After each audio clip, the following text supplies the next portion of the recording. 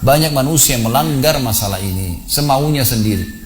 Kita sudah ada Rasulullah Sallallahu Alaihi Wasallam.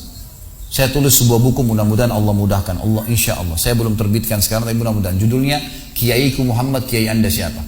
Buku ini sengaja saya tulis untuk mengingatkan banyak umat Islam, terutama di Indonesia yang sudah bergelar Kiai ini, itu mengalahkan Nabi Muhammad Sallallahu Alaihi Wasallam. Kenapa saya bilang mengalahkan? Dia buat ibadah yang dia mau sendiri. Ditanya, Pak Kiai, dari mana dalilnya? Nabi pernah kerjain nggak? Nggak pernah, tapi bagus. Loh, bagus ini harus di mata Allah dan Rasulnya, bukan di mata kamu, gitu kan? Nggak boleh sembarangan nih. Kalau orang bebas berbuat semaunya, teman-teman sekalian, semua ibadah yang tidak punya panduan wahyu Al-Quran dan Sunnah namanya bid'ah.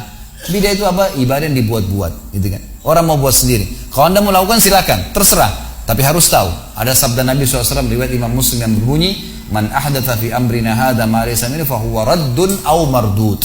Siapa yang buat ibadah tidak kami contohkan, kata Nabi SAW, maka itu akan ditolak atau akan tertolak.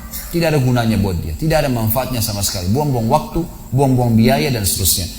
Teman-teman sekalian, fokuslah pada ibadah yang sudah ada panduannya. Itu aja sudah banyak sekali. Coba saya kasih rasional. Subuh, besok subuh insya Allah ada sholat sunnatul fajr. Kalau orang biasa sebut qobliyah, subuh. Ini juga banyak orang salah paham, dianggap sunnatul fajr adalah sebelum azan subuh. Ini nggak benar. Sunnatul fajr antara azan dan iqamah subuh. Sebagaimana Nabi SAW menyebutkannya, sunnatul fajr itu antara azan dan iqamah subuh, dan beliau kerjakan, lalu beliau mengatakan, rak'atai fajr khairu minad dunya wa ma fiha.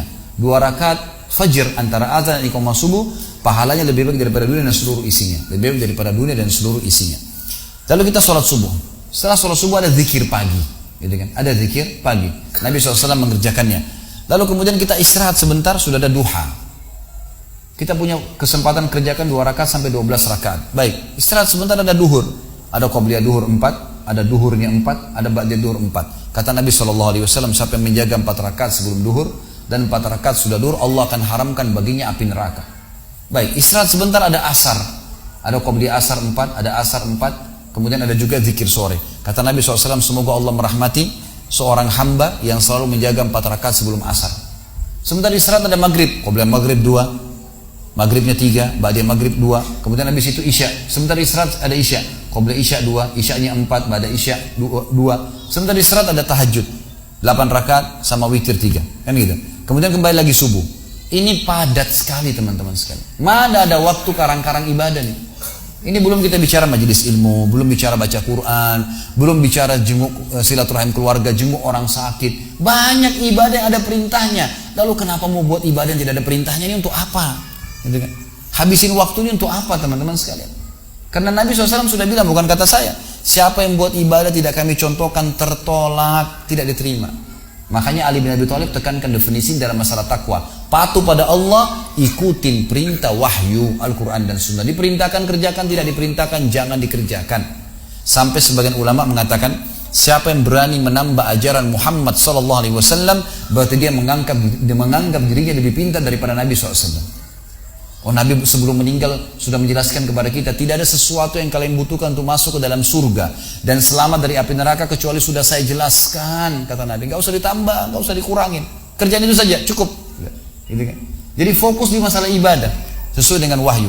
Jangan pernah ragu teman-teman sekalian. Kalau ada ustadz atau ustadzah, kiai, habib, siapa saya depan anda lagi ceramah, kemudian dia mengatakan kerjakan ini, jangan ragu tanya. Maaf, ada ayatnya, ada hadisnya, ada dalilnya nggak? Biar kami benar nih kerjainnya, gitu kan?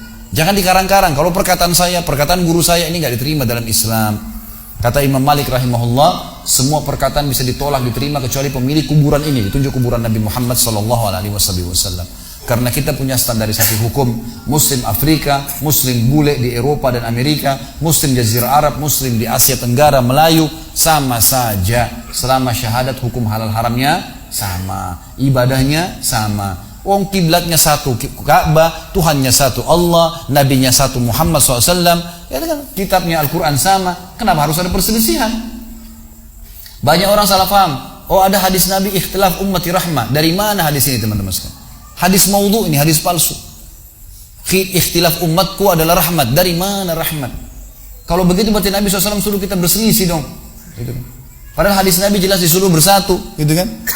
Orang mukmin seperti orang sama mukmin seperti satu taman yang saling merapatkan diri satu sama yang lain. Seperti satu jasad, kalau satu luka semuanya badannya demam. Kan begitu. Bukan disuruh berselisih. Dan ini hadis-hadis sahih, ini malah hadis yang palsu. Bagaimana kita bisa pegang pada hadis ini? Maka belajar yang benar teman.